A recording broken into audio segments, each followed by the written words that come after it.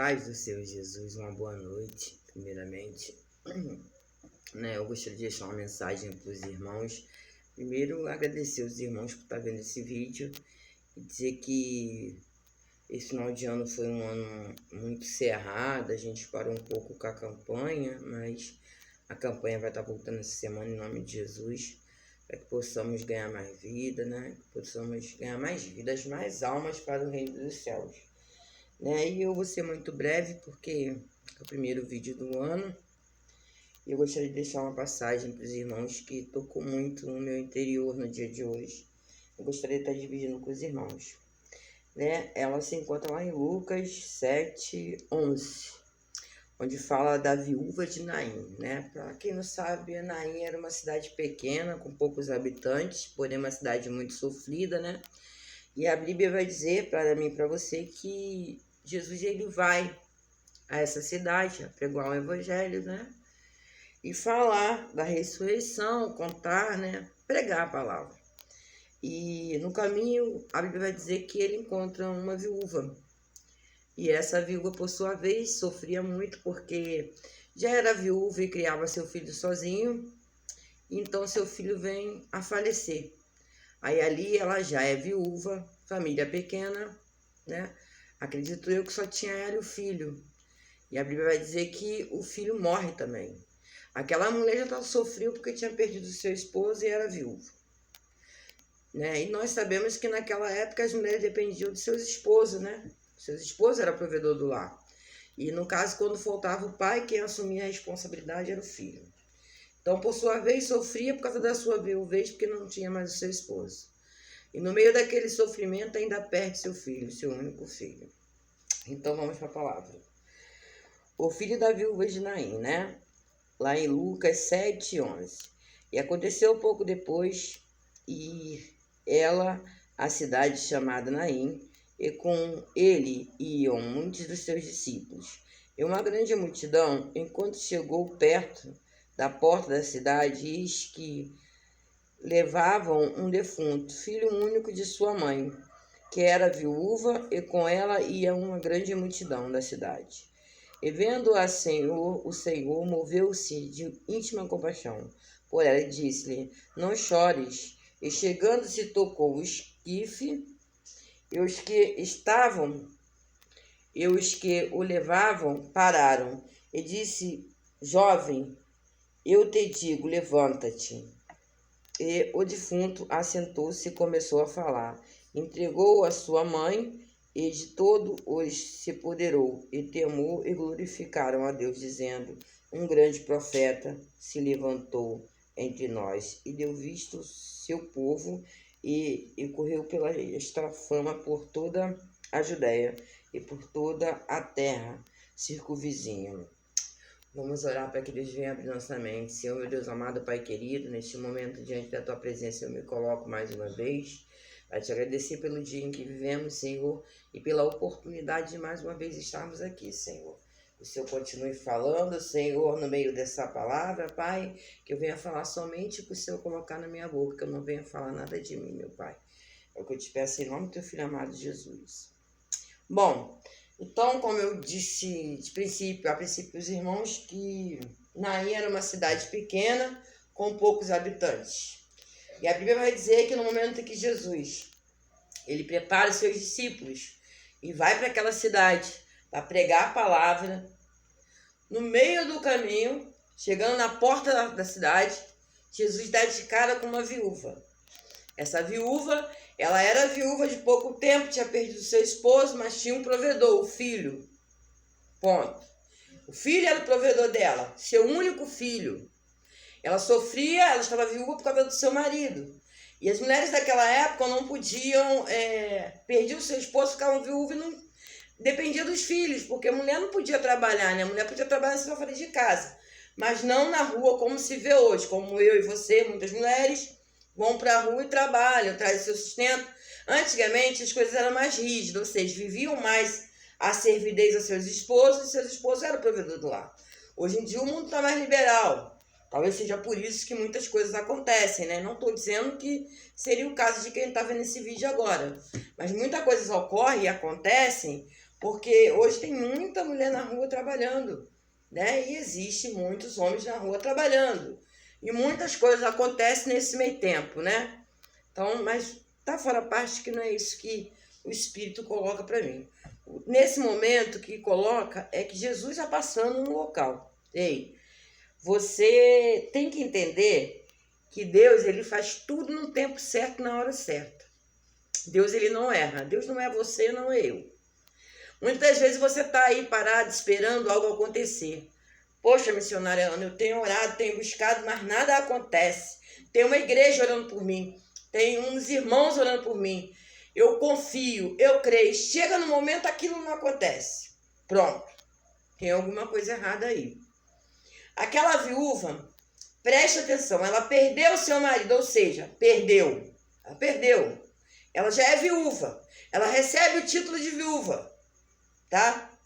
De repente você tá aí e já perdeu tudo, perdeu as esperanças. Você acha que você não vai ter mais trabalho, você acha que você não tem mais família, seu casamento acabou, você acha que seu filho tá no meio das drogas, seu esposo ainda não vai dar mais certo, acabou tudo.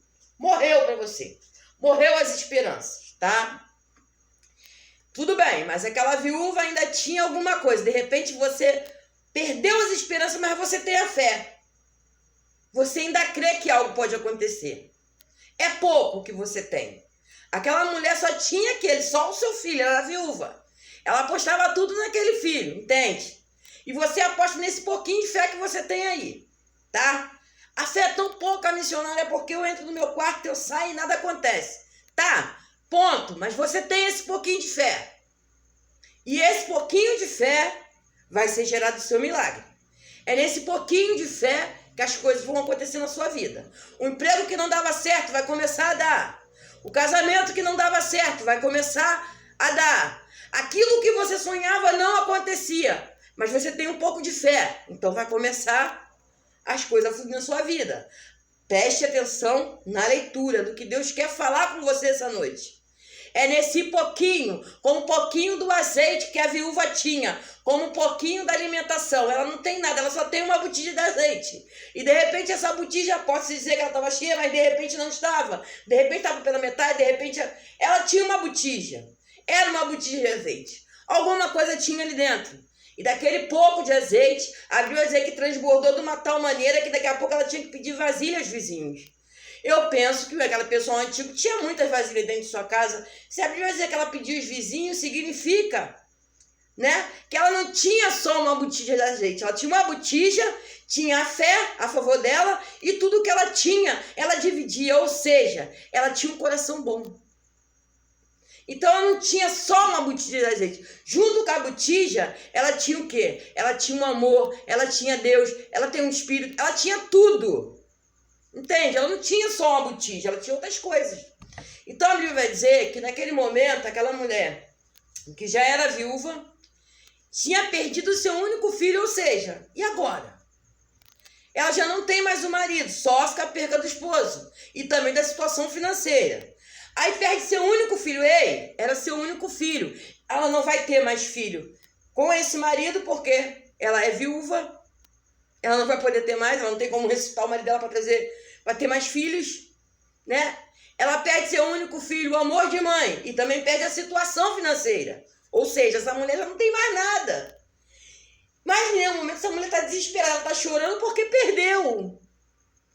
Você não vê ela correndo atrás de Jesus e pedindo a Jesus para trazer o filho dela de volta. A Bíblia vai dizer que Jesus encontra com ela.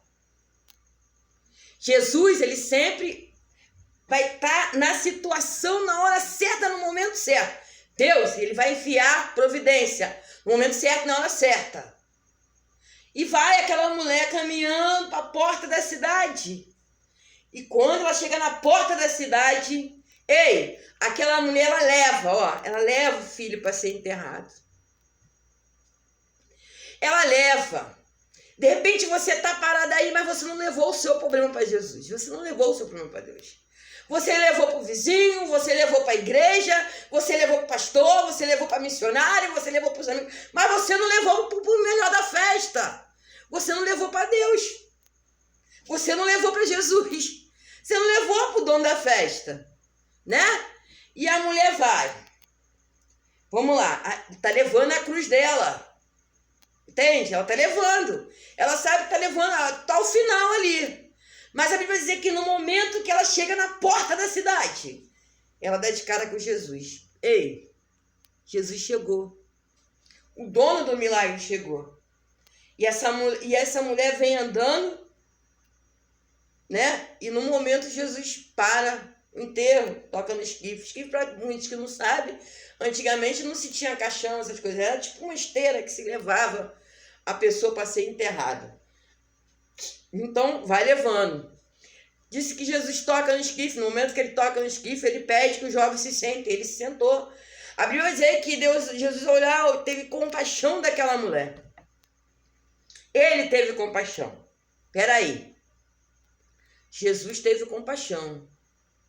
E Deus tem por você e por mim amor. Não há nada que eles não possam fazer. Não há nada.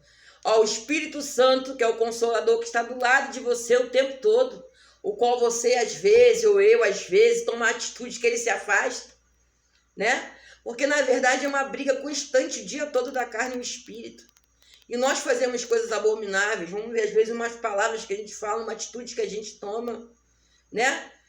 Um pensamento errado que a gente pensa, a gente afasta o Espírito Santo da gente. Entendeu?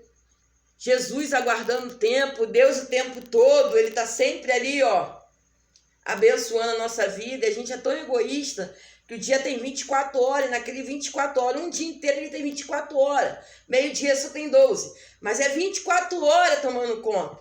É 24 horas cuidando.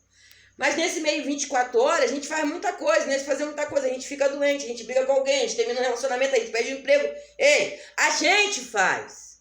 Por quê? Porque toda ação tem uma reação. Tudo que acontece, a consequência foi a gente que causou. A Bíblia ela te ensina do começo ao fim como você deve falar com as pessoas, como você deve andar, como você deve se vestir, o que você deve comer. Nosso povo, Deus fala, ó, o povo perece por falta de conhecimento. Então, falta de conhecimento, você não conhece a palavra, você não faz, não pratica aquilo que está certo, você acaba no meio do caminho errando e os seus erros vai ter uma consequência. Então vamos lá, e a Bíblia diz que naquele momento Jesus se comove com a situação da viúva e toca e entrega o jovem de novo para a mãe.